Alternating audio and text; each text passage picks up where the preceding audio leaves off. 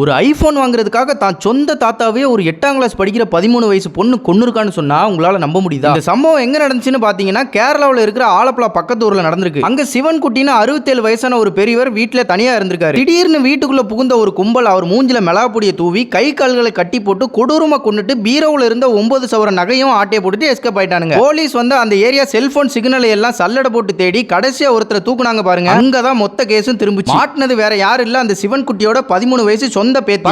பக்கத்து வீடுங்கிறதால தாத்தா எப்ப தனியா இருப்பாரு, வீட்டுல நகை எங்க இருக்குன்னு எல்லாமே அந்த பொண்ணுக்கு அத்துப்பிடி. அவளுக்கு எப்படியாவது ஒரு ஐபோன் வாங்கியே ஆகணுமா. அதுக்காக அவங்க ஸ்கூல்லே படிக்கிற +1 +2 சீனியர் பசங்க 3 பேரை கூப்பிட்டு எங்க தாத்தா வீட்டுல நகையை தூக்குவோம், நீங்க டியூக் பைக் வாங்கிக்கோங்க, நான் ஐபோன் வாங்கிக்கிறேன்னு பக்கா ஸ்கெட்ச் போட்டு கொடுத்துருக்கா. இதுல உச்சக்கட்ட கொடூரம் என்ன தெரியுமா? அந்த 3 பசங்களும் வீட்டுக்குள்ள புகுந்து தன்னோட சொந்த தாத்தாவை துடிக்க கொல்லும் போது இந்த 13 வயசு பொண்ணு அதை அப்படியே வீடியோ கால்ல உட்காந்து எந்த ஒரு சலனமும் இல்லாம லைவா பார்த்து ரசிச்சிருக்கா. திட்டம் போட்டு ஒரு உசிரியை இவ்வளவு கொடூரமா எடுத்து அந்த 4 பேத்தையும் போலீஸ் இப்போ அரெஸ்ட் பண்ணிட்டாங்க. ஆனா இவங்க போயிருக்கிறது ஜெயிலுக்கு இல்ல, சிறுவர் சீர்திருத்த பள்ளிக்கு. ஏன்னா நம்ம சட்டம் இவங்களை இன்னும் குழந்தைன்னு தானே சொல்லுது.